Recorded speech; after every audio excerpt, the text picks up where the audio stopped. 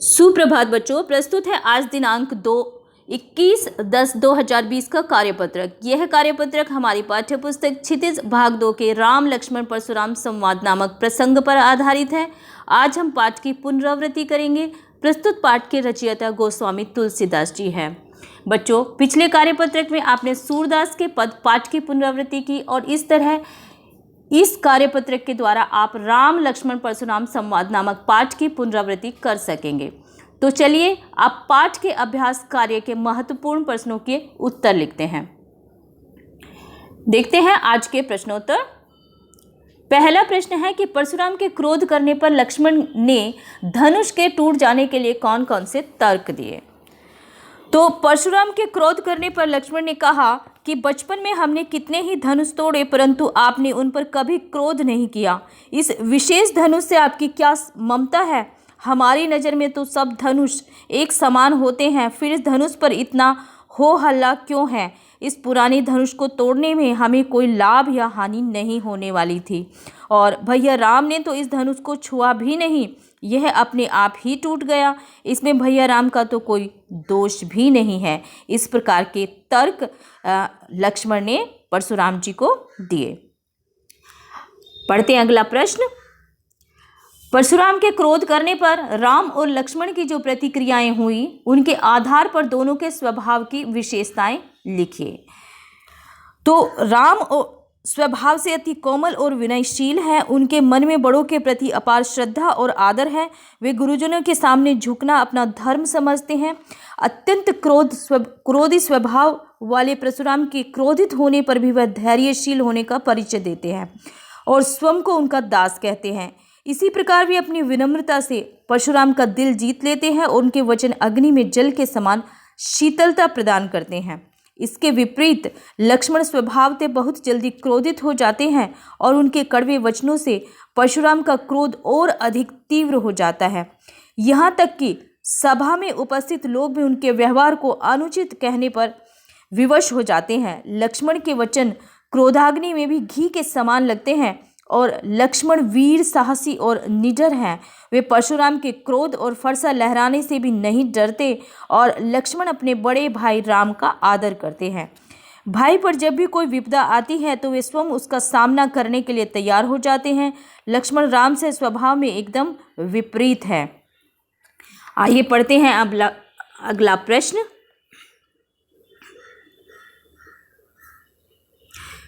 प्रश्न नंबर 3।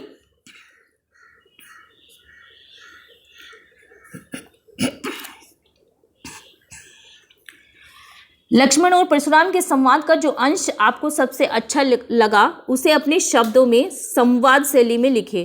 तो यहाँ पर आपको संवाद लिखना है और वह भी उस प्रसंग पर जो आपको सबसे अधिक पसंद आया। आपने राम लक्ष्मण परशुराम संवाद पूरा पढ़ा है, उसमें जो भी प्रसंग आपको सबसे अच्छा लगा उसी प्रसंग पर आपको राम लक्ष्मण परशुराम संवाद में एक संवाद लेखन करना है। और यह प्रश्न का उत्तर आप स्वयं लिखेंगे। तो सभी छात्र इसको स्वयं करें। आइए देखते हैं अगला प्रश्न। प्रश्न नंबर 4, भाव स्पष्ट कीजिए। तो कुछ पंक्तियां हमें दी गई हैं, उनको पढ़ते हैं और उनका भाव स्पष्ट करने का प्रयास करते हैं। तो पंक्तियां हैं कि विहसी लखन बोले मृदुबानी, अहो मुनीस महाभटमानी, पुनि पुनि मोह दिखाव कुठारू, चहत उड़ावन फू की पहारू। तो यहाँ पर लक्ष्मण हंसकर कोमल वाणी में परशुराम से कहते हैं कि हे मुनिवर, आप तो माने हुए योद्धा निकले। आप तो मुझे अपना फरसा बार बार ऐसे दिखा रहे हैं जैसे फूंक मारकर पहाड़ उड़ा देना चाहते हैं। कुठारू से मतलब है यहाँ पर फरसा। तो देखते हैं अगली पंक्तियों में लिखा हुआ है कि यहाँ कुंबड़ बतिया कऊ नाही, जे तरजनी देखी मरी जाई, देखी कुठारू सरासन बाना, मैं कछु कहा सहित अभिमाना।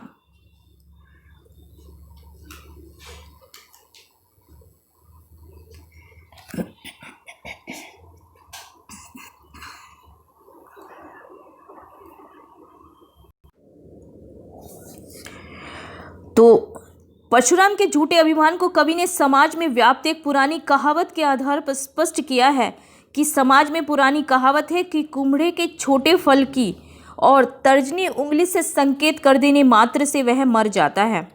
लक्ष्मण ने कहा है कि कोई कुम्हड़े के कच्चे फल जैसे कमजोर नहीं है वह कि परशुराम की धमकी मात्र से भयभीत हो जाए। लक्ष्मण ने उसे यदि अभिमान पूर्वक जो कुछ कहा है तो वह उन्हें वीर योद्धा समझकर उनके अस्त्र शस्त्र और फरसे को देखकर ही कहा है। तो आइए देखते हैं आज की गतिविधि।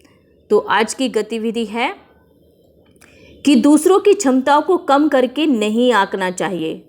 तो दूसरों की क्षमताओं को कम करके नहीं आंकना चाहिए। कई बार हम दूसरों की क्षमताओं का आकलन जो है ना ठीक से नहीं कर पाते हैं। तो इस शीर्षक पर अपना कोई अनुभव लिखिए। तो यदि आपने कभी कोई ऐसा अनुभव किया है कि आपने किसी की क्षमताओं का आकलन जो है वो ठीक प्रकार से नहीं कर पाए हैं, तो वो अनुभव आपको यहाँ पर लिखना है। इसके अतिरिक्त यदि आपने इसी शीर्षक पर अथवा कल्पना कर एक कहानी लिखिए।